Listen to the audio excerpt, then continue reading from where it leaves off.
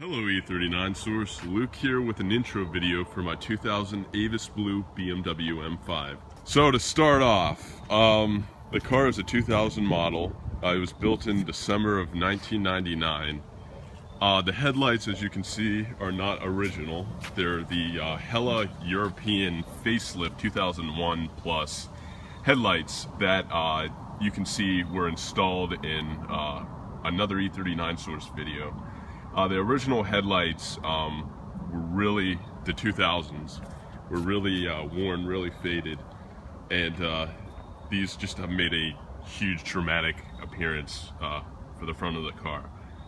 Plus it's really nice having the halos. I am the fourth owner of the car, which sounds a little scary, but the first owner purchased the car, I believe, in early 2000. I think it was like January of 2000, and he owned it until 2008, and then the second owner owned it for a year, and then the owner I bought it from purchased it in 2009, and he owned it until this year, August.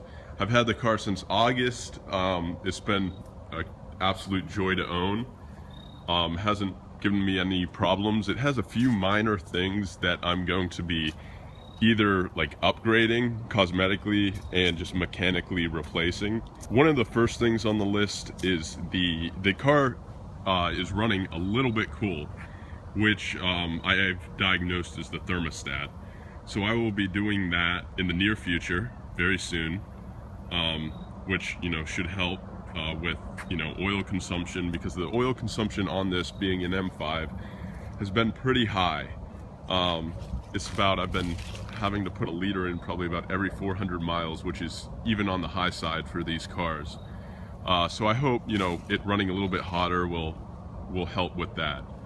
So next, going inside the car, this car has the Silverstone full leather, complete leather interior. The code is 06SS, that's the interior code. It's the same as Ryan's Silverstone M5, but it's the full leather, so it has the complete leather dash, which is really nice. All the door panels are leather, including this down here. Step in the car. It has the original 2000 pre-facelift steering wheel, but it is in very good shape. It did have in 2004, I believe, the original clusters. Being a 2000, it originally had the black-faced clusters. The original clusters had a premature failure of the LEDs. It was replaced in 2004 with the gray facelifted clusters. The car also has the stock original 4x3 navigation, being, you know, a 2000 car. And so far, I really haven't had to do anything to the interior of this car. It's all pretty much stock. The Taillight trim's in pretty good shape. I did replace the shifter knob. It had a really worn ZHP knob that, you know, I think just doesn't fit the character of the car. And I've also, you know, just replaced stupid little things like this center console plastic piece. This center, you know, I installed a cup holder here because, as everyone knows, the E39 cup holders are absolute garbage. The leather is in pretty good condition. It was a little dry. I've been putting, you know, several applications of Zano Z9 and Z10 on it, which helps. Now to look at the back. Let me unlock it. Back's in very good condition. There's, you know, minor wear, but really no one ever rode back here.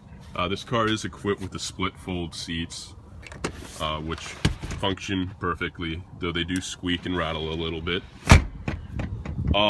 So the options on this car is actually relatively basic for an M5. The only options it came with was the split fold seats, and actually, being a 2000, Alcantara was not offered included on the M5. It was actually a cost option, I think $500, and this car does have the Alcantara headliner, which I'm happy about. The Style 65s are in pretty decent shape. There's the paint on some of them including this one right here, is starting to spider a little bit. I plan in the future to have them refinished, so that'll probably be in the next year or so. It's not the highest on the priority list right now. The rear tail lights I'm also planning to replace with the Hella facelift headlights. Exactly what Ryan has on his 2000 M5 right there. So for the exterior of the car, there's actually very little rust on the car. There is absolutely no rust on the bodywork except for the legendary, infamous E39 gas cap rust, which there's some bubbles. It's not terrible, but it will need to be fixed in the future. I've also replaced my gas cap because the original one had the this rubber connecting thing.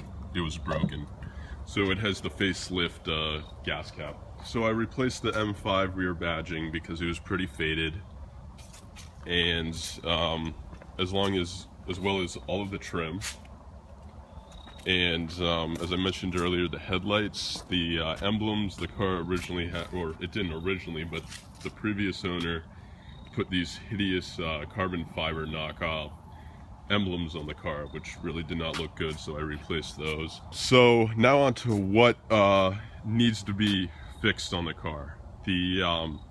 As I mentioned earlier, the thermostat I'm planning to replace, and the both mirrors, actually the gears for the autofold mirrors are stripped, as I will demonstrate now on video. Should I? All right. They make a really terrible ghastly sound. You can kind of hear over there. It's really bad. This one will probably do it. There you go, right there. Let me get some microphones on. Hey guys, that's right. Yeah.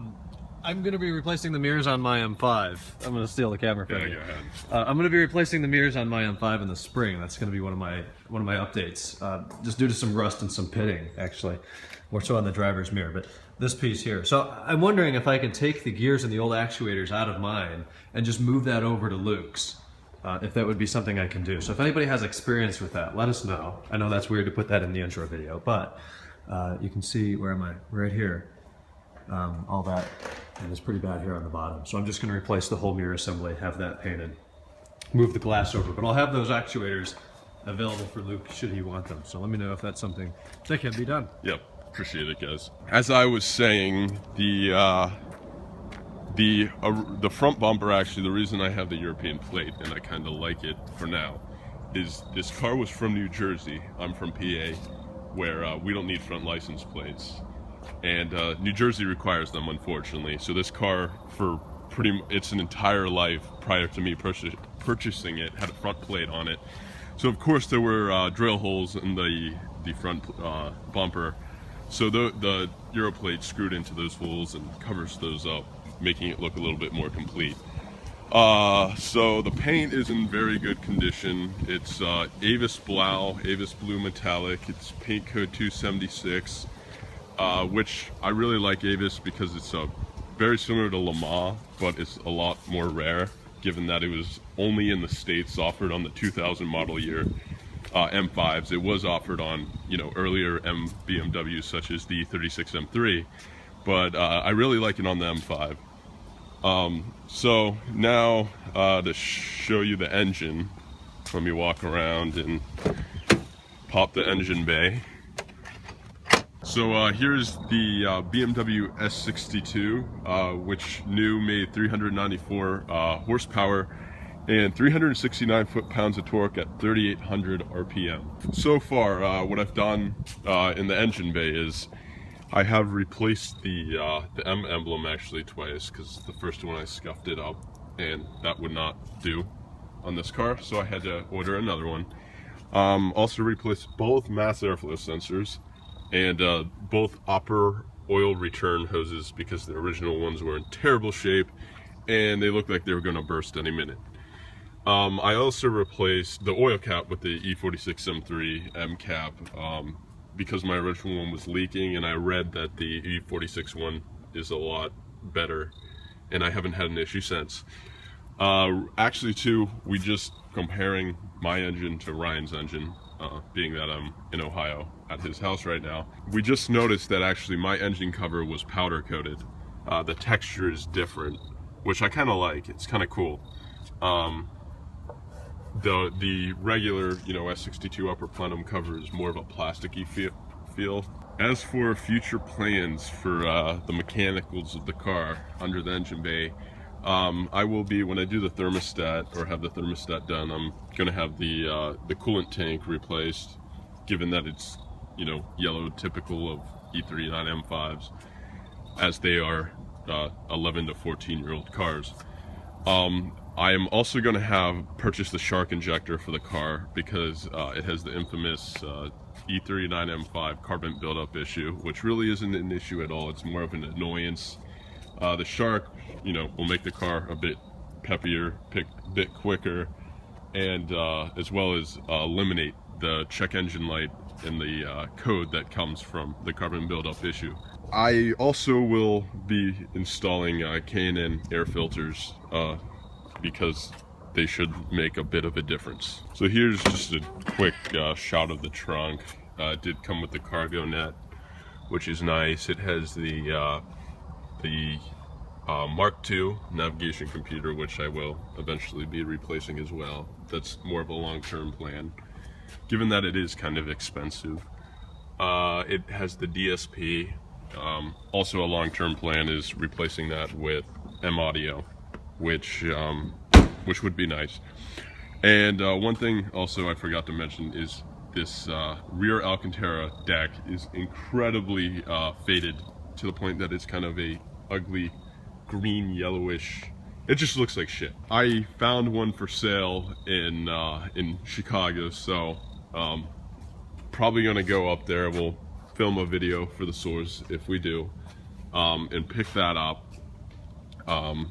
because the one I found will fit this car perfectly. It's Alcantara for a car without the rear sunshade and with split folds, which is exactly what this car is. So that will be a nice replacement.